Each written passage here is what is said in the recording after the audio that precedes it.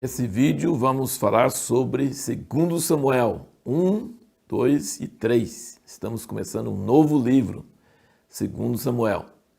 Lembrando sempre aquele que nos assiste que estamos seguindo uma leitura bíblica em um ano. Idealmente começando 1º de janeiro, terminando 31 de dezembro, mas pode começar qualquer mês e terminar no mês correspondente no próximo ano. 12 meses, 365 dias, com 3, 4, 2 capítulos por dia. Você vai ter máximo de efeito se você ler primeiro e depois assistir aos vídeos. 2 Samuel vai ser uma leitura impressionante, maravilhoso, como são todos os livros da Bíblia. Aqui que já começa com o choro de Davi pela morte de Saul e Jonatas. Pela morte de Jonatas dá para entender, porque Jonatas era amigo dele, ajudou ele demais, tinha aliança entre eles, Jonatas tinha falado que Davi ia reinar e ele ia ser o segundo no reino.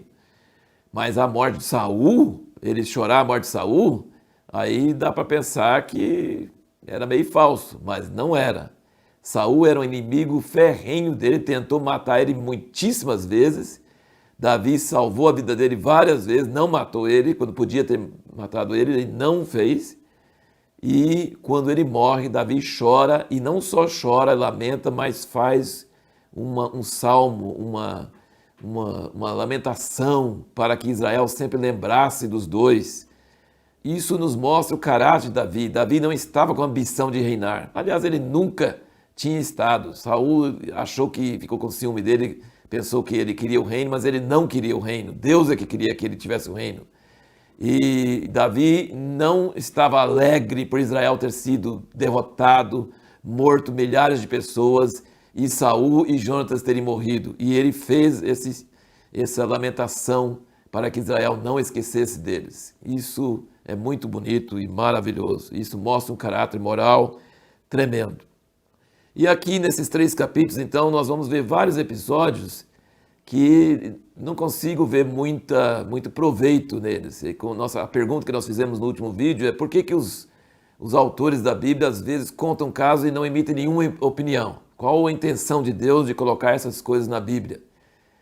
Isso é uma pergunta muito interessante. Por exemplo, Davi, quando foi reinar e foi fazer as pazes, aí ele exigiu que devolvesse a esposa, a filha de Saul para ele. Ela estava feliz com o marido dela. Por que ele tinha tantas mulheres? Para que ele foi pedir ela de volta e deixar o marido dela que foi chorando atrás? Para mim é uma coisa absurda e também não dá para entender exatamente qual o propósito de colocar isso na Bíblia. Talvez para mostrar uma atitude errada de Davi, mas a Bíblia não fala que foi uma atitude errada nem certa. E assim são muitos casos aqui. Por exemplo, quando levanta esses jovens guerreiros de Abner e Joabe, eles se levantam e se matam num lugar lá, os jovens, um enfia a espada no outro e morre todo mundo junto. E depois é morto o irmão de Joabe, o Azael, que foi correndo atrás de Abner e perseguindo Abner até Abner não aguentar mais. Essas histórias, assim, muitas vezes a gente não sabe por que estão na Bíblia, mas a Bíblia conta muitos casos sem emitir opinião. E eu creio que faz isso para a gente poder meditar, ficar pensando, redarguindo, perguntando para o Espírito Santo. E às vezes a gente vê uma ou outra pessoa que lê e tem uma certa luz, uma certa interpretação, mas nada que a Bíblia não define, a gente deve definir. A gente pode ter opiniões, a gente pode tirar lições, mas a gente não pode definir, a não ser que a Bíblia mesmo, em algum outro lugar, ou algum salmista, ou alguém do Novo Testamento, ou algum profeta fala alguma coisa sobre aquilo. Então tem muitas coisas na Bíblia que simplesmente contam o caso, como no tempo dos juízes, nada daquilo lá quase serve de exemplo para nós. Nada daquilo lá é a palavra de Deus para a gente seguir, mas aquilo mostra o caso, conta a história e depois deixa o leitor pensar e meditar e ficar falando sobre aquilo e tirar alguma lição das partes onde emite uma opinião. Então a Bíblia é um livro muito fascinante por causa disso. A gente sempre pode estar lendo e sempre aprendendo novas coisas, mas muita coisa que está ali não é lição para a gente seguir. É apenas contando uma história e dando um contexto da história toda para a gente ter interesse e ficar lendo e também ficar perguntando para o Espírito Santo o que ele pensa sobre aquilo.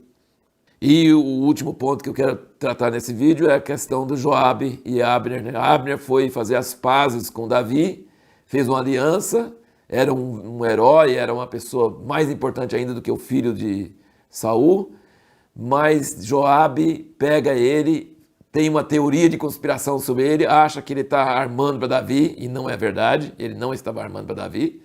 E aí Joabe pega ele de traição, chama ele para conversar e mata ele. Isso é terrível. Então a história de Joabe vai nos acompanhar por todo esse livro de 2 Samuel. Davi e Joabe parece que são inseparáveis. Mas Davi conjurou, jogou maldição sobre Joabe, falou que ele não tinha culpa disso, que ele não queria isso, que a culpa do sangue de Abner deveria cair sobre Joabe e sua família dele para sempre.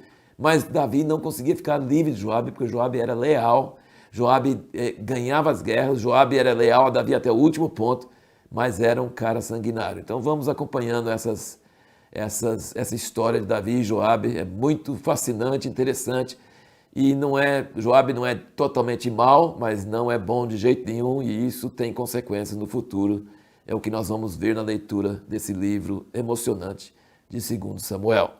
A pergunta que nós vamos procurar responder no próximo vídeo é: por que às vezes a gente pode ter as melhores intenções para agradar a Deus, servir a Deus, e isso dar muito errado e causar problemas muito sérios?